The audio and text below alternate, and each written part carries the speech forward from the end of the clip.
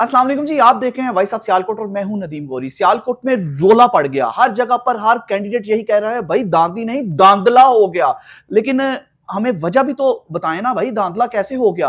कैसे पाकिस्तान तरीके इंसाफ ऐसे ववेला कर रही है कि हम जीत गए? लेकिन एक जानिब माना भी जा रहा है भाई, कुरान ने पाक हाथ में पकड़कर उस्मान डार की वालदा ने, उस्मान डार ने कुरान पाक पर हलफ दे दिया कि मैं जीती हुई थी। उस्मान डार की वालदा फरमाती हैं। तो ऐसे ही 46 में रूबा डार और 47 में एन कत्तर की 47 में मेहर काशिफ भी दुआइयां दे रहे हैं कि यार हम जीते हुए हैं। इनके साथ इनके पास क्या क्या सबूत है, कैसे ये कह सकते हैं कि ये जीते हुए हैं और वो पाकिस्तान मुस्लिम लीग नून के रहनुमा मंशा भट्ट इनके मुकाबले में थे, वो हार गए।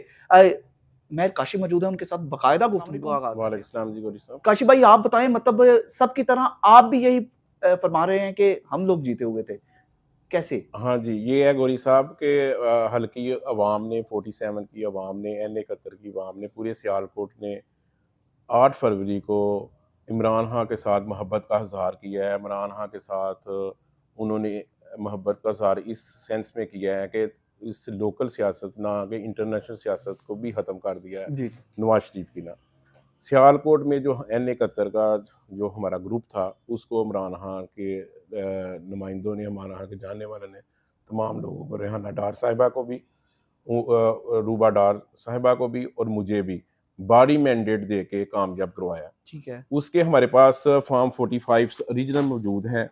हमारे हलके में 163 पोलिंग स्टेशन है, अच्छा, ये जिसमें ओरिजिनल 45 फार्म रीजनल है? 45 हैं। ये आपको ले हम एक सेकंड, ये जी 45 फार्म के हवाले से मैं आपको बता दूं, जिस पोलिंग स्टेशन में भी इनका नुमाइंदा पोलिंग एजेंट होता है, मतलब जितनी भी पार्टियां होती हैं हर पार्टी का एक एक पोलिंग एजेंट वहां पर मौजूद होता है और उसका काम ये होता है कि जब पोलिंग खत्म हो जाती है, वोट डालने का वक्त खत्म हो जाता है, उसके बाद वोट काउंटिंग की जाती है। अब वहां पर जितने भी ऑफिसर्स बैठे होते हैं उनकी मौजूदगी में काउंटिंग की जाती है, जिसको जितने वोट मिलते हैं फिर इस 45 फार्म के ऊपर मेंशन किए जाते हैं। उसके बाद जितनी भी पार्टियों के पोलिंग एजेंट अंदर होते हैं उनसे साइन लिए जाते हैं और शायद थंबनेल भी खान भी लगवाए है, जाते स्टैम्प भी है हैं, सर। स्टैंप भी करवाई जाती है, फिर उसके बाद ये 45 फार्म निकलता है। तो ये तो ओरिजिनल फार्म है। रीजनल फार्म तो है ये हमारे फार्म पास। इनके पास ओरिजिनल हाँ, है जी। हमारे पास टोटल फार्म है अच्छा 162। काशिफ भाई, मुझे ये बताएं, आपके यूनियन काउंसिल कितनी थी आपके हल्के में? हमारी 13 यूनियन काउंसिल थी। उसमें पोलिंग स्टेशन कितने थे? उतने उसमें 162 162 पोलिंग से, तो आपके 162 पास 162 पोलिंग हाँ। स्टेशन के हैं ये हाँ, फार्म? हमारे टोटल 162 के हमारे पास मौजूद है। इसमें 4 फार्म सिर्फ मिस हैं, ठीक है। जिसमें मुरादपुर यूनियन काउंसिल में जो है ना एक बूथ था, ठीक है। उसमें बुलस की बारी नफरी आके उन्होंने हल्ला बोल दिया।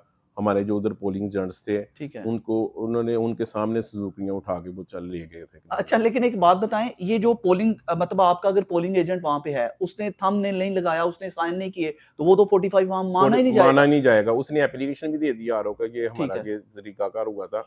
बकाया हमारे पास 162 इस वक्त हमारे पास रीजनल फार्म मतलब 42। 162 पोलिंग स्टेशन हैं और 162 के आपके पास फार्म मौजूद हाँ, हैं 166 थे पोलिंग स्टेशन तकरीबन, टोटल। और हमारे 162 ना ठीक है, मौजूद मतलब है चार तकरीबन। नहीं है। 3-4 नहीं तो है सर। फर्क कितना इसमें वोटों का? आपने काउंटिंग की, सारी करवाई? सारी हमने काउंटिंग कराई है। इस रीजनल हमारे जो फार्म 45 है उसके साथ हमने आज रिजल्ट कंपाइल किया है। इसका टोटल हमारा रिजल्ट जो हुआ है उसमें हमें 18,000 वोटों की बढ़तरी है।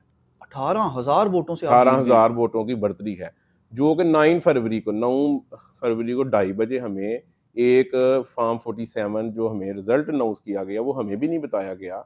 हमारे एजेंट्स को अंदर नहीं जाने दिया, हमारे जो है ना मुझे अंदर नहीं जाने दिया। हम गए उधर उस रिजल्ट दिन लेने के। वैसे 8 फरवरी को आपने कोई धांधली भी होते हुए देखी अपनी आंखों से, या कोई आपको मसूल हुई कि आपके पोलिंग एजेंट्स को पकड़ के ले गए, आपके पोलिंग एजेंट ने लड़ाई झगड़ा किया, उनको बाहर निकाल दिया, संदूकड़ियां उठा के ले गए, वो ठप्पे लगा रहे थे, ऐसा कोई मामला हाँ, आपके सुनने में आया? हमारे जो यूनियन काउंसिल है उसमें ये प्रॉब्लम आई थी। आउट अच्छा, ऑफ आई 13 थी। में ठीक एक है। मॉडल टाउन की यूनियन काउंसिल थी, उसमें भी पुलिस ने दावा बोला था। ठीक है। लोकल इंतजामिया हमारे वर्कर्स को पकड़ा गया, उसी दिन हमारे वर्कर्स को पकड़ा गया। एक यूनियन काउंसिल मुरादपुर थी, उसमें आके बोला और सुजुकियां लेके चले गए ना। ठीक है। उसके बावजूद भी हम जो है ना सारा रिजल्ट हमने कंपाइल किया है। 18,000 वोटों से हमारी बढ़तरी है। ठीक है। ये पूरा हमारा रिजल्ट है, हर यूनियन काउंसिल का रिजल्ट है। यूनियन काउंसिल जो है हमारी बोंकन, ठीक है। उसमें हमारे 1400 वोट की बढ़तरी है।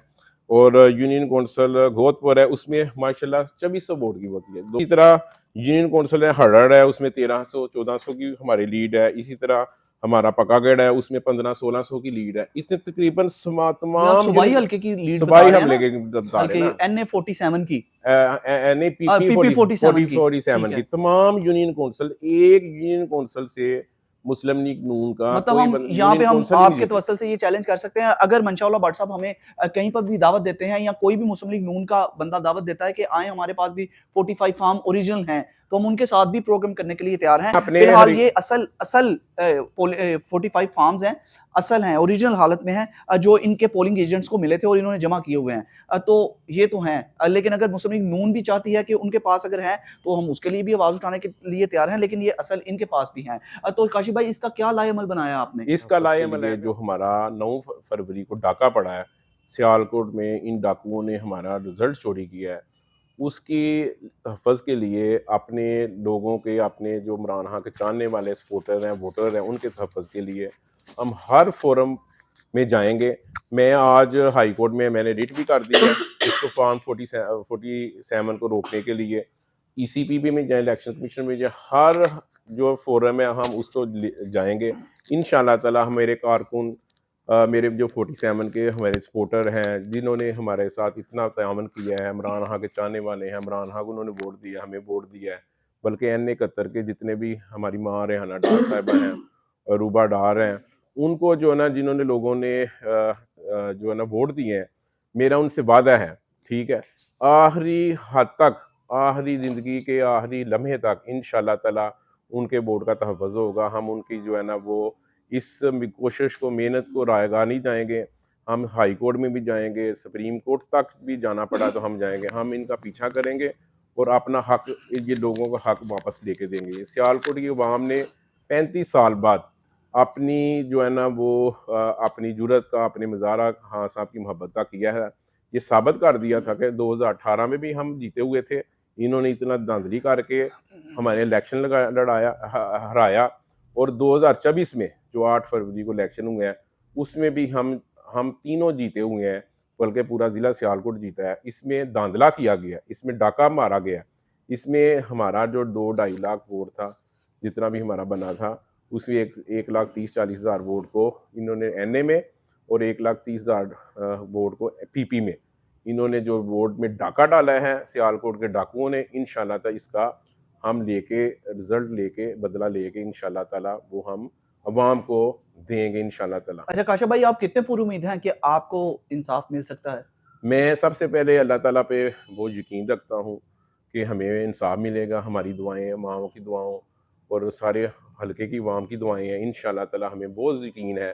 चीफ जस्टिस हाई कोर्ट से, चीफ जस्टिस इस्लामाबाद से, चीफ इलेक्शन कमीशन से भी हमें पूरा उम्मीद है, इंशाल्लाह ताला हमें इंसाफ मिलेगा। हम हक पे हैं, हम इंशाल्लाह ताला इनसे इंसाफ लेके ही छोड़ेंगे। चलें, गुड लक। हम तो दुआगो हैं कि हर किसी को इंसाफ मिले, हमारी अदालतों पर सबका जो ट्रस्ट है वो बना रहे, और इंसाफ मिलेगा या नहीं मिलेगा, जबकि 2013 से लेकर ऑनवर्ड 2018, 2013, 2018, 2024 हो गया, सब में पाकिस्तान तहरीक इंसाफ के जो साबिक रहनुमा है उस्मान डार, वो तो शुरू से ही यही कहते आ रहे हैं, 13, 18 और 24 में भी अभी यही कह रहे हैं कि धांधली हो गई, लेकिन 18 तक तो इनको इंसाफ नहीं मिला।